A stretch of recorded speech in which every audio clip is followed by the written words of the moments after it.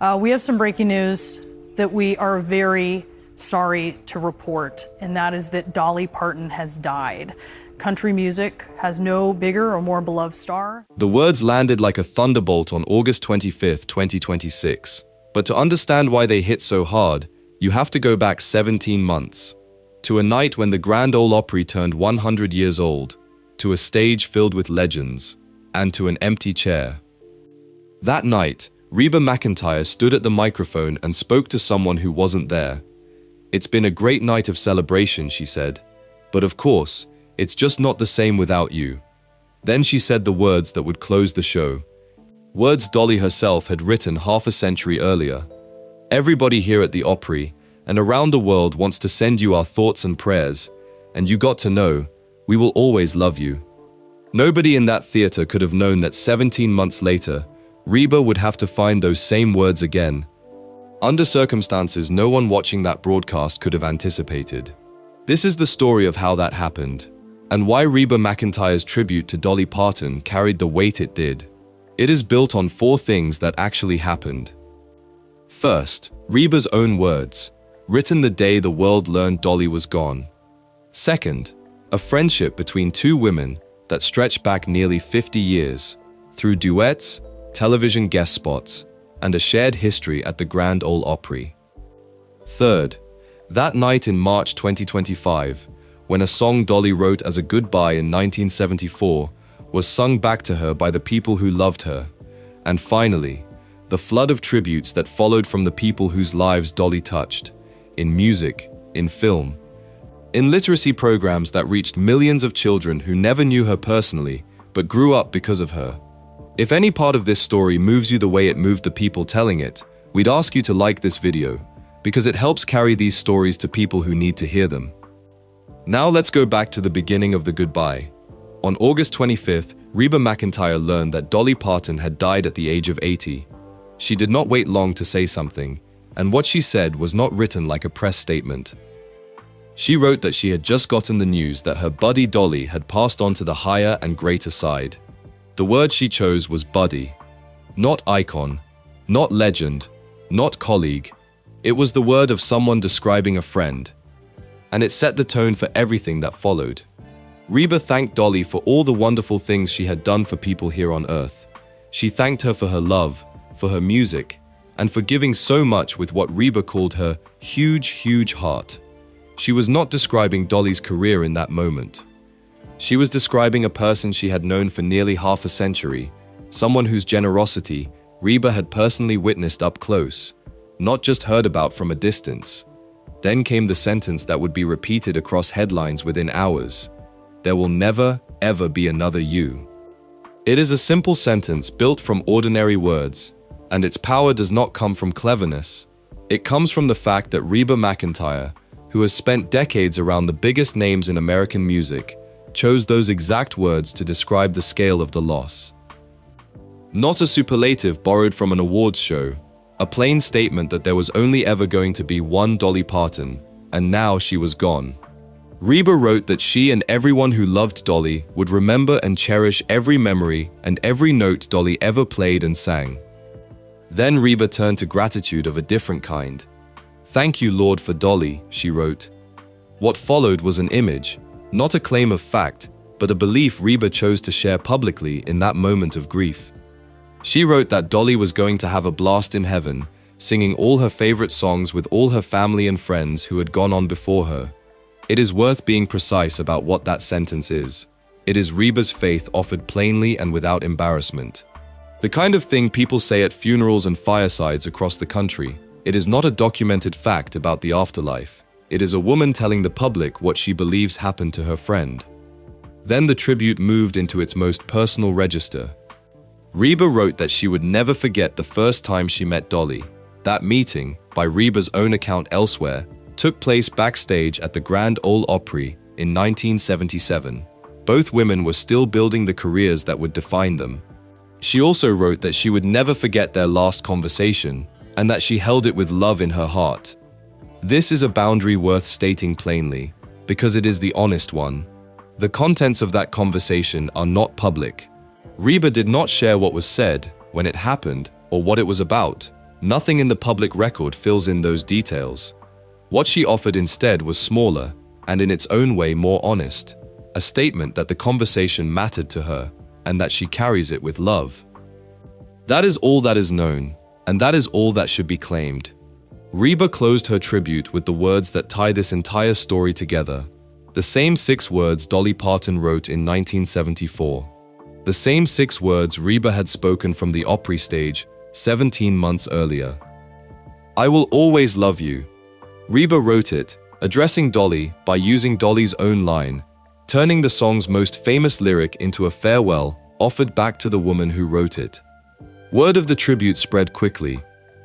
Reba's Reba and Happy's Place co-star Melissa Peterman responded publicly, recalling the week Dolly had spent on the set of Reba's sitcom years earlier. She called the tribute beautiful.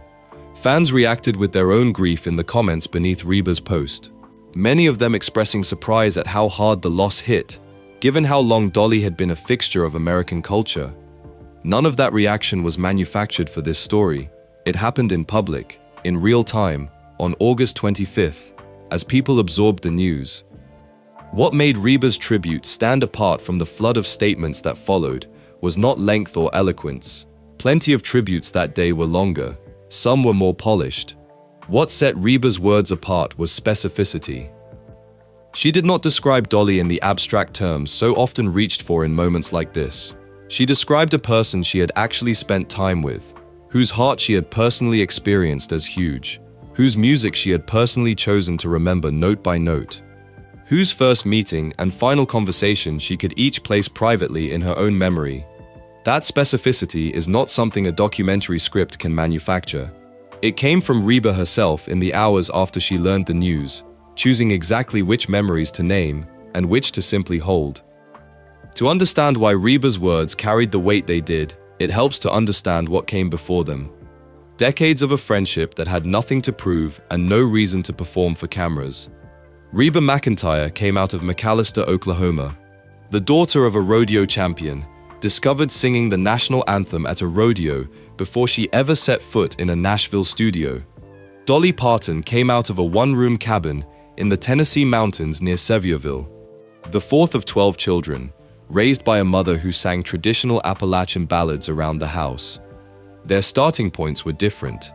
Their sounds were different. Their paths into country music ran on different tracks for years before those tracks crossed. What connects them is not a shared origin story. It is nearly 5 decades of overlapping careers in the same industry, at the same institution, without the friction that so often gets invented for 2 women who reach the top of the same field at roughly the same time. By Reba's own account, she and Dolly first met backstage at the Grand Ole Opry in 1977. Both women were still climbing at that point. Dolly had already spent years as part of Porter Wagoner's television show before striking out on her own. Reba was a young singer from Oklahoma, just beginning to make her name known in Nashville. The Opry, more than any award show or record label, is the institution that has held country music together for a century, and it is fitting that this is where their relationship began. On the same stage where decades later Reba would sing Dolly's song back to her during a moment of absence. What followed across the 1980s, 1990s, and 2000s was not a close daily friendship conducted in public view. Nothing in the record suggests that it needed to be. It was something quieter, and in some ways more durable. 2 women who kept crossing paths inside the same industry, who spoke warmly of each other whenever the subject came up, and who never allowed competition to curdle into rivalry. That distinction matters. Country music in that era, like most of the entertainment industry, has never been short on manufactured feuds between prominent women. There is no evidence of one here. The public record shows the opposite. Admiration stated plainly, repeated over decades without qualification. That admiration showed up in concrete ways. In 2005, Dolly Parton guest starred on an episode of Reba's television sitcom Reba, spending a week on set with the cast and crew. Reba later recalled that week fondly, telling E! News in 2018 that Dolly had spent the entire week with them, and that it was the last time the 2 women had really sat down and visited at length. It is a small detail, but it says something. Dolly did not phone in an appearance. She showed up, stayed, and worked alongside the crew for days, the kind of gesture that tends to be remembered by the people who were there long after the episode itself has aired and re-aired in syndication. In 2019, the friendship was tested in a different way. A plane crash claimed the lives of members of Reba's band and her longtime tour manager, a devastating loss that reshaped Reba's inner circle. Dolly and Reba grew closer in the aftermath, according to reporting on their relationship. The kind of closeness that tends to form between people who have already known each other for a long time and who show up for one another when the ordinary business of touring and recording gets interrupted by grief. That same year, 2019, the two women also shared a stage in a more celebratory setting, co-hosting the CMA Awards alongside Carrie Underwood, the same Carrie Underwood who would later stand beside Reba at the Opry's 100th birthday. Two generations of country music sharing hosting duties, sharing a stage that both women had spent decades building careers around. Then in 2021 came the collaboration that gave their friendship a lasting piece of recorded music. Reba was working on Revived, Remixed, Revisited, a project revisiting songs from across her catalog. And she brought Dolly in to record a stripped-down acoustic version of Does He Love You, Reba's chart-topping 1993 hit. It is worth pausing on what that pairing represented. Reba McEntire had built an empire on that song in the early 1990s. Dolly Parton by then had already spent decades as one of the most successful songwriters and performers in American history. There was no commercial necessity pushing two artists of that stature together. They did it because the relationship supported it, and because two of country music's most enduring voices wanted to put something on record together. Speaking about that collaboration the following year, in 2022, Reba told Apple Music's Southern Accents Radio that Dolly was different than anybody she had ever met, whether in the business or not. She described Dolly as creative, witty, spunky, and feisty, and called her the biggest-hearted person she had ever met in her life. She added that she had met some big-hearted people over the years. That description, offered a full 3 years before Dolly's death, lines up precisely with the language Reba would use in her tribute in August 2026. The huge, huge heart, the generosity, the sense that Dolly gave more than the industry required of her. None of this amounts to a story about two best friends who spoke every day. It is something more specific, and in its own way more meaningful for a documentary built on facts rather than assumptions. It is the story of two women who kept choosing each other across 5 decades in an industry that would have understood if they hadn't. No feud, no manufactured rivalry. Just two artists from very different corners of the American South who ended up again and again standing on the same stages, singing each other's songs, and telling reporters and fans the same thing every time the subject came up, that there was nobody quite like the other one. It is worth pausing on how unusual that pattern really is, inside an industry built in part on comparison. Country music has spent decades sorting its women into categories, ranking them against each other, treating the rise of one as some kind of threat to another. Reba McEntire and Dolly Parton were both enormously successful across overlapping stretches of the same business, both known for reinventing themselves across changing decades of sound, both recognizable by first name alone to millions of people who had never met either of them. The industry could have treated that as friction. The public record shows it never did. Every documented exchange between them, from the 1977 meeting at the Opry to the 2021 Duet, points the same direction, toward respect stated plainly and repeated whenever a reporter asked either of them about the other. That pattern, decades of quiet, consistent public affection, is exactly why the word Reba, chose in her tribute, landed the way it did. Buddy is not a word reserved for someone you admire from a distance. It is a word for someone who showed up again and again across a career that spanned 2 different centuries of country music. And it is exactly the word that explains why 17 months before that tribute was written, Reba found herself standing at the Grand Ole Opry, addressing an absent friend, and reaching for words that would turn out to matter far more than anyone in that room could have known. Go back now to March 19, 2025, and slow down, because this is the moment that gives the entire story its shape. The Grand Ole Opry had reached its 100th year, and NBC broadcast a 3-hour live special from the Ryman Auditorium in Nashville, called Opry 100, a live celebration, hosted by Blake Shelton. It was a night built around the institution's history, performers spanning generations, tributes to Opry members who had died, appearances from some of the biggest names country music has ever produced. Dolly Parton was not there. 16 days earlier, on March 3rd, her husband of nearly 60 years, Carl Dean, had died in Nashville at the age of 82. The two had married in 1966 after meeting outside a Nashville laundromat, and their marriage had lasted through Dolly's entire rise to global fame. Through 6 decades of a career most artists could never have imagined. Dolly had made her first public appearance since his death only 5 days before the Opry special, smiling and waving at fans during Dollywood's opening day on March 14th.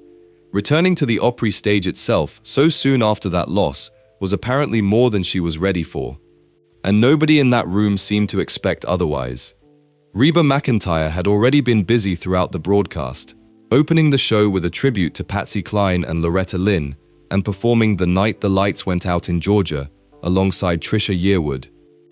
But as the night wound toward its close, the focus shifted toward the absence everyone in that building could feel. Reba stepped forward and spoke directly to Dolly, not around her. "It's been a great night of celebration," Reba said. "But of course, it's just not the same without you."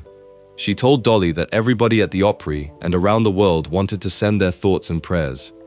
Then she delivered the line that would close the broadcast. "And you got to know, we will always love you." What happened next was not a small gesture.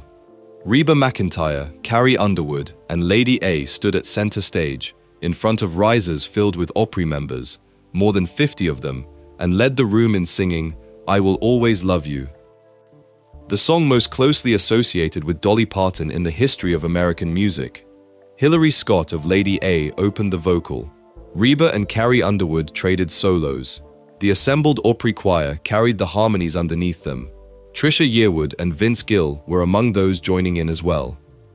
It was, by every account of that night, the emotional close of the entire 3-hour broadcast. The history of that song is worth stating plainly, because it is not incidental to what happened that night. Dolly Parton wrote, "I Will Always Love You," in 1974, and she wrote it as a goodbye, a farewell to her mentor and musical partner Porter Wagoner, as she stepped away from his television show to build a solo career. It became one of the most recorded songs in American music history, covered across genres for decades. But on the night of March 19, 2025, that goodbye was being sung in reverse. Instead of Dolly saying farewell to someone else, more than 50 people who loved her were singing her own words back to her across the distance of a television broadcast, while she stayed home in grief. Dolly was not entirely silent that night.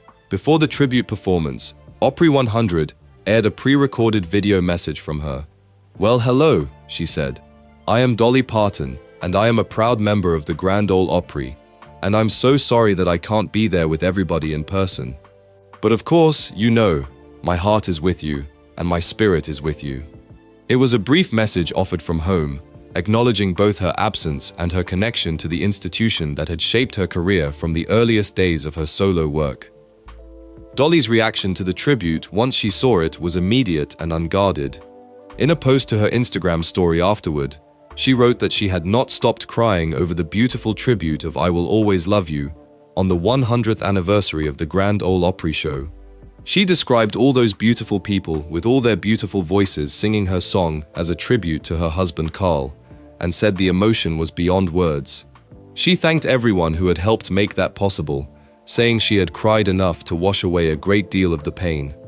At the time, that broadcast was understood as exactly what it appeared to be, a country music institution honoring one of its own during a moment of personal loss, a tribute to a marriage that had lasted nearly 60 years, delivered by the friends and peers who had known Dolly across her career. Nobody performing that night knew what would follow 17 months later. Nobody watching from home could have known either. Dolly herself, grieving her husband, had no way of knowing what the coming months would hold. None of that can be claimed, and none of it should be. What can be said honestly and without embellishment is this: the words "we will always love you" were already spoken publicly from that stage, months before Reba had to reach for similar words again. The song Dolly wrote as a farewell in 1974 had already been sung back to her once by the community that considered her one of its own. Before the world learned on August 25th that it would need to be sung and written and spoken one more time, the Opry's 100th birthday was not written as a preview of anything. It stands on its own as a night when an industry showed a grieving woman exactly how much she meant to it. But knowing what came after gives that night a second layer of meaning, one the people in that room in March 2025 never intended and could never have predicted. There is a version of this story that leans into that coincidence and calls it something more than it was. This documentary does not take that path. Nothing in the record suggests that anyone involved, not Reba, not the Opry members singing beside her, not Dolly watching from home, understood that night as anything other than what it plainly was: a community showing up for a friend during the hardest stretch of her life. The fact that it later became something else, a rehearsal in hindsight for a farewell nobody wanted to write, belongs to the audience looking back, not to the people who lived it forward. Reba's tribute did not exist in isolation. Within hours of the news breaking on August 25th, tributes to Dolly Parton arrived from across music, film, literature, and public life, and taken together, they explain why her death registered as something larger than the loss of one performer, however successful. What follows are the reactions of people who knew her, worked with her, or were shaped by what she built, reported as they were given, without embellishment. Jane Fonda, who starred alongside Dolly and Lily Tomlin in the 1980 film 9 to 5, and later reunited with her on the television series Grace and Frankie, wrote that she was devastated. She said that more than anyone she had ever known, Dolly would always be with the people who loved her, because she was so present, so powerful, so generous, and so playful that she was woven into all of their lives and hearts forever. Fonda pointed to the memories that would outlast the loss: Dolly's songs, Dollywood, the film they made together, and the millions of books Dolly had put into the hands of children through her literacy work. Casey Musgraves, who had shared a stage with Dolly during an all-star tribute performance at the 2019 Grammy Awards, posted that the loss really hurt, and that the world felt a lot less sparkly all of a sudden. She added that she was glad Dolly was with her Carl Dean, a reference to the husband Dolly had lost 17 months earlier, offered without further elaboration. Keith Urban shared a brief message on his Instagram stories, writing that he was heartbroken and that honestly, he had no words. Paul McCartney posted a photo of himself with Dolly and wrote that the magnificent star had died and that it was so sad. He recalled first meeting her in Nashville at the Grand Ole Opry, before she launched her solo career, back when she was still performing alongside Porter Wagoner. He remembered her as bubbly and full of life, and said it was difficult to take in the news that she had passed. He praised her songwriting, her singing, and her philanthropy as unrivaled in the world of country music, and said it was hard to imagine living in a world without her. McCartney's connection to Dolly extended beyond that first meeting decades earlier. He and fellow Beatle Ringo Starr had both appeared on Dolly's cover of Let It Be, recorded for her 2023 album Rockstar. J.K. Rowling wrote that Dolly Parton's Imagination Library was the best contribution to child literacy ever made by a celebrity. She recalled that their paths had crossed once backstage at a talk show in the 1990s, and that she had been completely tongue-tied and starstruck. She called Dolly a complete, irreplaceable one-off. Jenna Bush Hager, who had interviewed Dolly on several occasions for the Today Show, shared photos from a conversation the two had at Dollywood in 2019, not long after Jenna's own grandmother had passed away. Jenna wrote that as she composed her tribute, Dolly's music happened to be playing in the restaurant where she was sitting. She recalled that in the photo she shared, she had just received the news of her grandmother's death, and that Dolly had held her and offered her grace in that moment, a kindness Jenna said she would never forget. Miley Cyrus was among those who publicly paid tribute to Dolly as well, reported widely as one of the voices leading the outpouring of reactions that day, alongside figures from across music and entertainment. The reaction extended well beyond the entertainment industry. President Trump ordered that American flags be flown at half-staff for 1 week, writing on social media that there had never been anyone like Dolly Parton, and never would be again. Individual states followed with their own orders, including Kentucky, Ohio, West Virginia, and Virginia. several of them citing her Imagination Library, the book gifting program she founded in 1995, which by the time of her death was reaching roughly 1 in 6 children under the age of 5 across the country. Beyond the names already mentioned, the response continued to widen throughout the day. Country singer Kelsey Ballerini called Dolly her East Tennessee angel, thanking her for every ounce of magic, acceptance, and joy she had brought into the world, and echoing the same phrase Reba had used at the Opry a year and a half earlier, writing that the world would always love her. Singer Dionne Warwick wrote that she would miss Dolly's laughter, her jokes, and simply her being, calling her a friend, and saying her heart was heavy. Actress Sally Field, who had starred alongside Dolly in earlier films, wrote that if there were truly angels on earth, the world had just lost one, and that she had adored Dolly with all her heart. Musician Gene Simmons described her as a sweet and kind soul, recalling that he had personally witnessed her stop to greet anyone around her, no matter who they were. Bill Anderson, a fellow Opry member with his own decades-long history alongside Dolly on that stage, was remembered as part of the same Opry family that had gathered to honor her in March 2025. One more name among the community that considered her one of its own. Taken individually, each of these tributes is a private reaction made public in a moment of grief. Taken together, they describe the shape of Dolly Parton's influence far more precisely than any list of awards or sales figures could. A songwriting partner from her earliest days on television, a former Beatle, the author of one of the best-selling book series in publishing history, a morning television host holding a memory of a stranger's kindness on the worst day of her own family's year, governors ordering flags lowered in states far from Nashville. What connects all of it is the same thing Reba pointed to in her own tribute.